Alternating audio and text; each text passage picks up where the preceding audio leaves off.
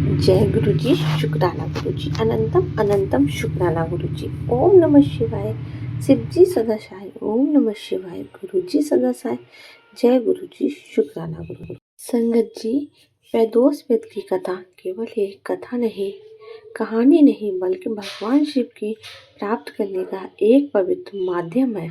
दुखों से घिरे इस संसार में उनकी पूजा ही वह मार्ग है जो हर कष्ट को हरती है और मनुष्य को शांति प्रदान करती है। जो इस पवित्र कथा का श्रवण नहीं कर पाता है वह भोलेनाथ की कृपा से वंचित रह जाता है। भगवान शिव की कृपा से न केवल जीवन के तमाम संकट दूर होते हैं, बल्कि भक्त का जीवन शुभ स्मृति से भरपूर हो जाता है। आइए महामास के शुक्ल पक्ष के सोमवार सोम प्रदोष व्रत के शुभ अवसर पर भगवान शिव की महिमा का वर्णन सुने और उनकी कृपा से अपने जीवन को धन्य बनाएं। आप सभी से निवेदन है कि कमेंट में हर हर महादेव अवश्य लिखें, वीडियो को लाइक करें, चैनल को सब्सक्राइब करें। पौराणिक कथा के अनुसार विदर्भ देश में सत्यव्रत नाम से प्रसिद्ध एक राजा थे। धर्म पूर्वक राज्य करते हुए उनका बहुत सा समय सुखपूर्वक व्यतीत बीत गया। एक समय साल देश से राजाओं ने विदर्भ देश पर आक्रमण कर दिया। उनके बीच भयंकर युद्ध हुआ। दोनों पक्षों की बहुत सी सेनाएं मारी गईं, परंतु अंत में विदर्भ देश के राजा भी उनके हाथों से मारे गए। विदर्भ राज की गर्भवती स्त्री दुखी होकर रात के समय राजभवन से निकलकर वन की ओर चली गई। सुबह होने पर उस रानी ने जलाशय के किनारे एक वृक्ष के नीचे एक सुंदर से पुत्र को जन्म दिया। इसके बाद वह प्यास से व्याकुल होकर जलाशय में पानी पीने गई। इतने में ही एक हरियाल ने आकर उसे अपना ग्रास बना लिया। वह बालक पैदा होते ही माता पिता से हीन हो गया। जब वह नवजात शिशु वृक्ष के नीचे पड़ा हुआ जोर जोर से रो रहा था, उसी समय भगवान भोलेनाथ की कृपा से वहां पर एक उमा नाम की ब्राह्मणी पहुंची। वह अपने 1 वर्ष के बालक शुचि व्रत को गोद में लिए हुए थी। वह ब्राह्मणी बहुत ही गरीब और विधवा थी। वह भीख मांगकर अपना गुजारा करती थी। उस बालक को रोते हुए देखकर उसके मन ही मन सोचा कि ये तो बड़ी हैरानी की बात है कि ये नवजात शिशु जिसकी अभी एक नाल भी नहीं कटी है यहाँ पर पड़ा हुआ है। इसकी माता कहाँ चली गई? जब वह ब्राह्मणी सोच में डूबी हुई थी, उसी समय वहां से एक सन्यासी गुजरे। वे ऐसे जान पड़ते थे मानो साक्षात शंकर भगवान हों। उन श्रेष्ठ भिक्षु ने उस स्त्री से कहा, हे ब्राह्मणी, तुम इस बालक की रक्षा करो, इससे तुम्हें परम कल्याण की प्राप्ति होगी। इतना कहकर वह दयालु भिक्षु वहां से चले गए। उनके जाने के बाद ब्राह्मणी ने उस बालक को लेकर अपने घर की ओर प्रस्थान किया। वह ब्राह्मणी एक चक्र नामक नगर में निवास करती थी। ब्राह्मणी ने उस बालक का अपने बेटी के समान ही पालन पोषण किया। उसका नाम धर्मगुप्त रखा। वह भिक्षा के अन्न से ही अपने पुत्र और राजकुमार दोनों को पालने लगी। एक दिन वह ब्राह्मणी उन दोनों बालकों को साथ लेकर भीख मांगते हुए देव मंदिर में चली गई। उस समय वहां पर शाढ़िल्य मुनि पधारे हुए थे। शार्दूल मुनि को देखकर ब्राह्मणी ने उन्हें प्रणाम करके पूछा, हे ब्राह्मण, एक सन्यासी के कहने पर मैं इस बालक को अपने घर ले आई हूँ। अभी तक मुझे इसके कुल का पता नहीं चला, फिर भी मैं अपने पुत्र की तरह ही इसका पालन पोषण करती हूँ। आप ज्ञान के नेत्रों से देखकर मुझे बताने की कृपा करें कि ये बालक किस कुल में उत्पन्न हुआ है और उसके माता पिता कौन है। तब मुनिवर बोले, ये विदर्भ देश के राजा का पुत्र है। इतना कहकर शार्दूल मुनि ने उस बालक के पिता के युद्ध में मारे जाने तथा उसकी माता के गिरह द्वारा ग्रस्त होने का सब समाचार पूर्ण रूप से बताया। ये सुनकर ब्राह्मणी को और भी आश्चर्य हुआ। फिर उसने प्रश्न किया, हे महामुनि, वह राजा सभी भागों को छोड़कर युद्ध में क्यों मारे गए और इस बालक का ये दृढ़ता कैसे प्राप्त हुई है? ये अपने राज को कैसे प्राप्त करेगा? ये तो मेरे पुत्र की तरह भिक्षा के अन्न से ही जीवन निर्वाह करता है।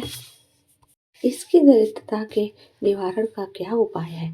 तब शार्दुल मुनि बोले, इस राजकुमार के पिता विदर्भ राजपूर्व जन्म में पांड्या देश के राजा थे। एक दिन प्रदोष काल में राजा बड़ी भक्ति भाव से थे लोकीनाथ महादेव जी की आराधना में व्यस्त थे। उसी समय उनके नगर में बड़ा भारी कोलाहल मचा। उस शोर को सुनकर राजा ने बीच में ही भगवान शिव की पूजा को छोड़ दिया और राजभवन से बाहर निकल आए। इसी समय राजा का मंत्री शत्रु को पकड़कर उनके समीप ले आया। वह शत्रु पांड्या राज का सामंत था। उसे देखते ही राजा ने क्रोधपूर्वक उसका मस्तक कटवा दिया। शिव पूजा को छोड़कर नियम को समाप्त किए बिना ही राजा ने रात में भोजन भी कर लिया। इसी प्रकार राजकुमार भी प्रदोष काल में भगवान शिव की पूजा किए बिना ही भोजन करके सो गया। वही राजा अगले जन्म में विदर्भ राज हुआ। शिव पूजा में विघ्न होने के कारण शत्रुओं ने उसे सुख भोग के बीच में ही मार डाला। पूर्व जन्म में जो उसका पुत्र था, इस जन्म में भी राजा का वही पुत्र है। भगवान शिव की पूजा का उल्लंघन करने के कारण ये दरिद्रता का प्राप्त हुआ है। इसकी माता ने पूर्व जन्म में छल से अपने सौत को मार डाला था। उस महान पाप के कारण ही वह पाप जन्म में विवाह के द्वारा मारी गई। हे ब्राह्मणी, तुम्हारा पुत्र पूर्व जन्म में ही एक ब्राह्मण था। इसने अपना सारा जीवन केवल दान लेने में ही बिताया, यज्ञ आदि सत्कर्म नहीं किए, इसलिए ही दरिद्रता को प्राप्त हुआ है। उस दोष के निवारण के लिए अब यह भगवान शंकर की शरण में जाए। यदि ये दोनों बालक प्रदोष के दिन भगवान शंकर को पूजा करते रहे तो वर्ष भर के भीतर ही इनकी दरिद्रता का नाश होगा और राज सुख की प्राप्ति होगी। इस प्रकार शरण में आई हुई ब्राह्मणी को मधुर वचनों द्वारा आश्वासन देकर शार्दुल मुनि ने उनके दोनों बालकों को भगवान शंकर की आराधना के मंत्र का उपदेश दिया। उसके बाद ब्राह्मणी अपने दोनों बच्चों को लेकर वहां से चली गई। 4 मास एक दिन ब्राह्मणी का पुत्र नदी में स्नान करने गया। वहां उसे धन से भरा हुआ एक घड़ा मिला, जिसे लेकर वह अपनी माँ के पास गया। माँ धन से भरे हुए घड़े को देखकर खुश हो गई और उसने कहा, इसे अपने भाई के साथ आधा आधा बांट लो। मगर धर्मगुप्त ने इस धन में हिस्सेदारी से मना करते हुए कहा, मैं किसी अन्य के भाग का भागी नहीं हो सकता। प्रत्येक व्यक्ति स्वयं के कर्म का फल भोगता है।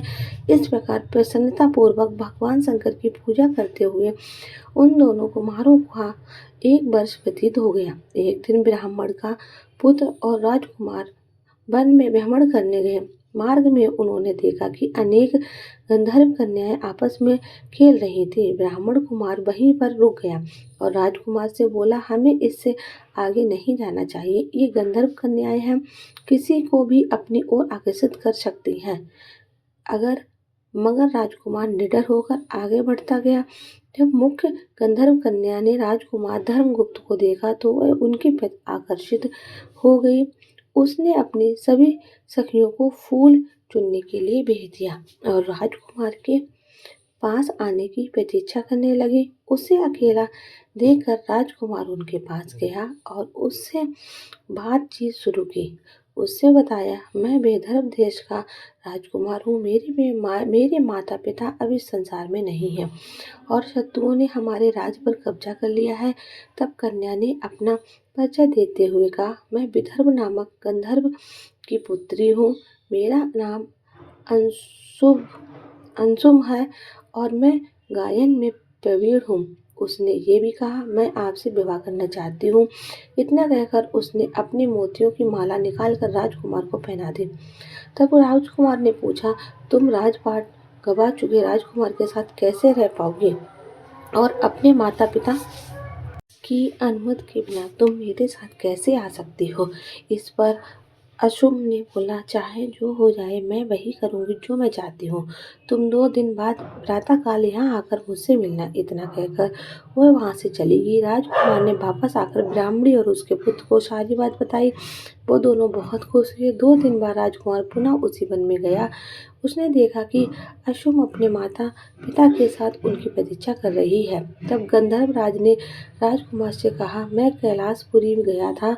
वहाँ भगवान शिव और माता पार्वती ने मुझे बुलाकर कहा कि धर्मगुप्त नामक राजकुमार राज्य में विहीन होकर भटक रहा है। जाओ और उसका राज्य पुनः प्राप्त करने में उसकी सहायता करो। मैं उनकी आज्ञा के अनुसार अपनी पुत्री अशुम का हाथ तुम्हारे हाथ में दे रहा हूँ और राज्य प्राप्त करने में मैं तुम्हारी सहायता करूँगा। मेरी पुत्री 10,000 वर्ष तक तुम्हारे साथ इस पृथ्वी पर रहेगी और जब तुम शिवलोक में जाओगे तब भी वह इसी काया में तुम्हारे साथ ही रहेगी। भगवान शिव के आदेश अनुसार धर्मगुप्त और अशुम का विवाह हो गया। अशुम के पिता ने अपनी गंधर्व सेना भी राजकुमार को दे दी। सेना की सहायता से उसने अपने शत्रुओं को परास्त कर दिया और अपने माता पिता का खोया हुआ राज पुनः वापस प्राप्त कर दिया। अब राजकुमार धर्मगुप्त राज बन गया। उसने अपने बुरे दिनों में उसे पालने वाली गरीब ब्राह्मणी को राजमाता का दर्जा दिया और शुचिव्रत को अपना छोटा भाई माना। इस प्रकार नियमित रूप से प्रदोष व्रत करने से ब्राह्मणी, उसके पुत्र शुचिव्रत और राजकुमार धर्मगुप्त को धन धान और सुख समृद्धि की प्राप्ति हुई। सूत जी कहते हैं कि जो मनुष्य प्रदोष व्रत की इस महत्वमय को एकाग्रचित्त होकर सुनते हैं अथवा पढ़ते हैं, उन्हें 100 जन्मों तक कभी दरिद्रता नहीं होती है। इस प्रकार प्रदोष व्रत रखने से अगले पिछले जन्मों के सभी पापों का नाश हो जाता है और सभी मनोकामनाएं भी पूर्ण हो जाती हैं। साथ ही निरोगी काया की प्राप्त होती है। पौराणिक मान्यताओं के अनुसार चंद्रदेव को पाप के कारण क्षय रोग हो गया था। इस पाप के निवारण हेतु उन्होंने भगवान शिव की पूजा अर्चना की और सोम प्रदोष व्रत रखकर प्रदोष काल में भगवान शिव का पूजन अर्चन किया। ऐसा विश्वास है कि प्रदोष काल के समय भगवान शिव बहुत ही प्रसन्न मुद्रा में होते हैं और इस समय की गई पाठ पूजा बहुत जल्दी स्वीकार कर लेते हैं। अपने भक्तों की झोलियां भरने खुशियों से भर देते हैं, उनकी सभी अधूरी मनोकामनाएं पूर्ण कर देते हैं। यही कारण है कि किसी भी प्रदोष व्रत में प्रदोष काल में भगवान शिव की पूजा करने का विधान है। वहाँ मास में पवित्र संगम पर स्नान किया जाता है और इस समय कुंभ स्नान का पर्व पावन पर्व चल रहा है। जो भक्त कुंभ स्नान का कर पाए हो वह आज की इस कथा के माध्यम से घर बैठे ही कुंभ स्नान के पुण्य की प्राप्ति कर सकते हैं।